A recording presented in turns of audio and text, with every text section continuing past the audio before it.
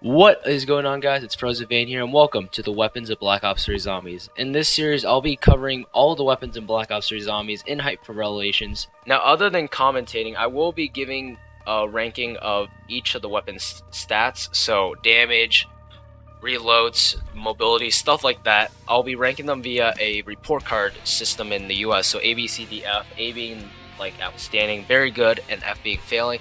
So let's get straight into the video. So first, let's talk about the Shiva. Now, the Shiva, being a starting room weapon, is only going to cost you 500 points, so it's really not that expensive. But you can also get out of the box for 950 points, which is a complete ripoff because the Shiva is pretty bad. Being a starting room weapon, it doesn't do that well. Mediocre damage, slow fire rate, small ammo size. It's overall just really slow and just really sluggish in terms of like killing zombies. Now, when you pack a punch it and put double tap, that's where the magic comes in. It just absolutely destroys up into the 30s. However, I would not recommend the Shiva unless you're doing it as a challenge. Especially, even in the starting room, I would not recommend the Shiva over the RK5. I think the RK5 is way better. So stick with everything else, and yeah, the Shiva overall, pretty mediocre. There are way better options. Alright, so next let's talk about the KN-44. Now, the KN-44 is a wall weapon, and it's not a mystery box weapon, which is kind of unfortunate because the KN-44 is quite good, costing at 1400 points. It is the cheapest good assault rifle in most of the maps. What I'm talking about, it's on all the maps. So KN-44, good damage, quite fast fire rate for an assault rifle. Like it is quite quick, so you won't, even though like ammo consumption will be a problem, it is a wall weapon. So yeah, you got that, and the irons are clear. The reload is amazingly fast. It's astoundingly fast if you put fast mags or sleight of hand. It just really fast. Good mobility overall. A very good wall weapon. I would say that it's my favorite wall weapon behind the HVK. So overall, would highly recommend picking up the KN-44 if you don't have points or you just need a point weapon, because this is quite a solid weapon. The HVK is a wall weapon, being the most expensive wall weapon behind the BRM, and being that it is a wall weapon and also a mystery box weapon costing at 950 points plus, being an expensive wall weapon for that matter, you expect it to be quite good, and it is. But for the price, I wouldn't say that it's justified. Now, don't get me wrong, HVK 30 is very good, especially when you acquire dead wired stuff. But if you like non-pack-a-punched, it doesn't, like damage-wise, I think the ICR is better. I think the KN-44 is better. In my personal opinion, I don't know about you guys, but I feel like the HVK has a high fire rate, but like damage-wise, it's lower.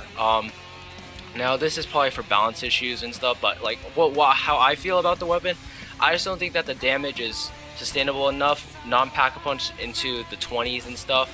I just don't. I would prefer the KN-44 or even stuff like the Man of War or the ICR. So overall, the HVK 30 is a very solid weapon. I would recommend it, especially when you put dead wire. It's very good, but for its price, I think it's a bit overpriced in my opinion.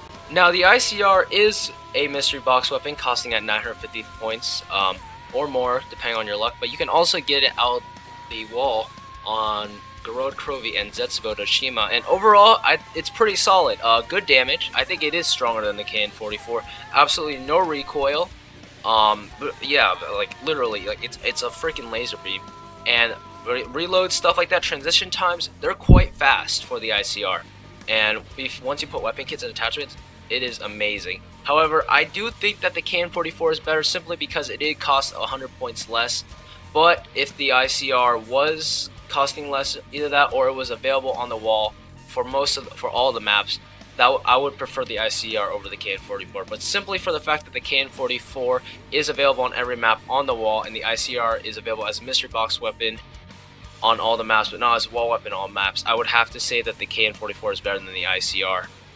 Don't get me wrong, the ICR is a very, very good weapon. Pack-a-punch and stuff, it goes. It does work. However, I do recommend the KN-44 given the fact that it is a wall weapon, and the damage difference is not that significant. So yeah, ICR would be which is just like they're better options. Listen, Now let's go into some DLC weapons, shall we? Let's first talk about the MX Garand. Now the MX Garand is in most ways worse than the Shiva. Like what?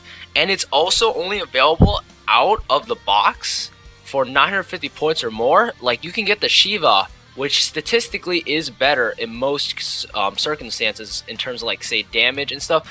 The Shiva is quite better than the MX Garand, but the MS Garand is only available as a wall weapon. Like, I don't understand. Like, why did they bring this back for Garand Krovi? I don't understand. But when you pack a punch, it is quite good. However, the big drawback is that you have to empty the entire clip.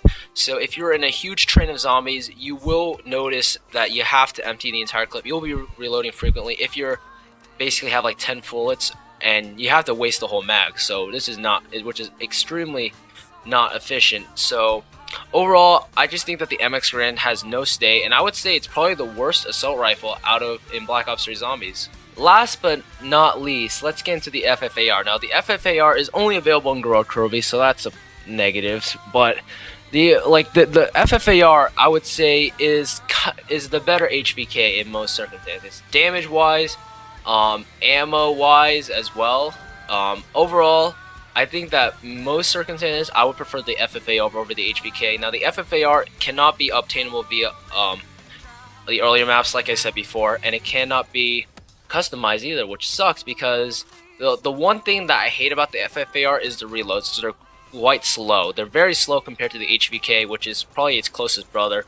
But overall, I think the FFAR more than makes up for its damage, fast fire rate, and a bit like super high ammo. Like compared to the HVK, this thing holds a lot of ammo. However, it is kind of a curse as well, because even though you do have a lot of ammo, the super high fire rate would shoot through the ammo like no tomorrow. So overall, the FFAR is a very solid weapon. Would recommend always getting it on Garand Krovi. So that concludes my 1-minute review of each assault rifle in Black Ops 3 Zombies. Hopefully you guys enjoyed the video. If you did, leave a like, comment on what category I should do next. I'm thinking of doing SMGs next, but if you want to see something else, then comment below.